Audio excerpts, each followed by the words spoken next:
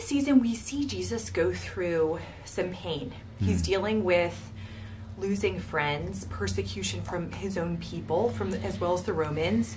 What was it like emotionally playing these parts of Jesus' life that are really, really painful and difficult? You know, because we don't hear a lot about all of the moments of difficulty in Jesus' life and ministry in Scripture, to me, I just had to really put it all to prayer and inform as much of my own humanity as was scripted in the page, and hope that kind of gets in the ballpark of what Jesus may have felt during these moments. This definitely was by far the most intense and mature and challenging season, not just for me, but I think for everybody on the cast and crew. But I think what we created is going to be pretty beautiful. And there's one scene that I love when Jesus says to Peter, who's struggling with forgiveness, he says, man makes it so much harder when he leans on his own understanding.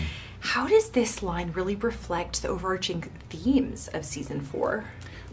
I think ultimately that points back to our need as humans to surrender and to trust God.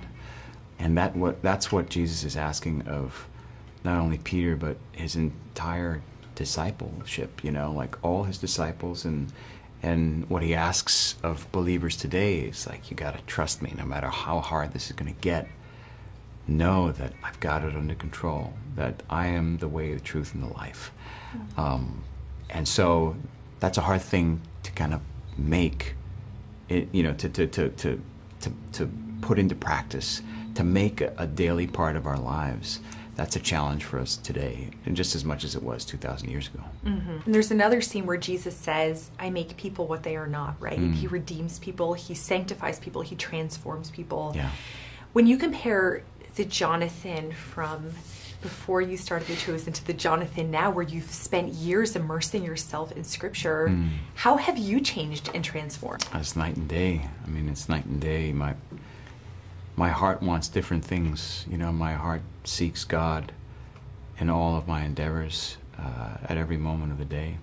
And it did maybe most of the time prior.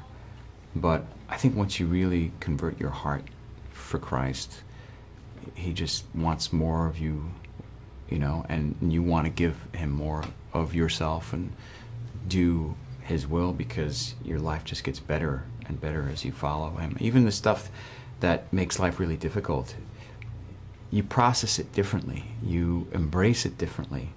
And I think if people got into the habit of offering their own suffering and trials that they experience in their lives in communion with Christ's suffering and the trials he went through, it immediately lightens the load, and it then sanctifies that personal suffering that we go through and uses it for a purpose to him. And I think we see that in this season, that following Jesus does not mean an easy life, which is something that kind of confused some of his followers.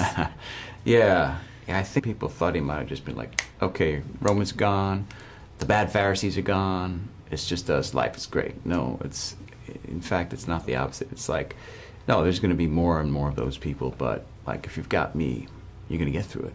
And it's like keeping your focus on him is what allows them to get through all of it. So Jonathan, what do you want viewers to take away from this season of The Chosen, especially in relation to the themes of faith and resistance and standing up for one's beliefs?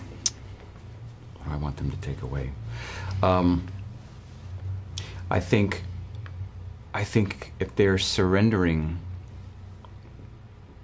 to the idea of resisting, I think turning the other cheek is something that we really get out of season 4, and walking a mile in somebody else's shoes, going the extra mile, in fact. I think it's contrarian to what they would have normally expected, but I think it then inbuilds this sense of compassion that they're going to need for the rest of their fellow man, you know, as they go through all the trials that are going to be coming their way as they mature in their leadership. Once Jesus is no longer with them, they are now being taught the ground rules for how to become ministers and leaders of the faith and perpetuators of the faith. Yeah. Wonderful. Jonathan, thank you so much. It's always a pleasure. Thank you, likewise. Thanks.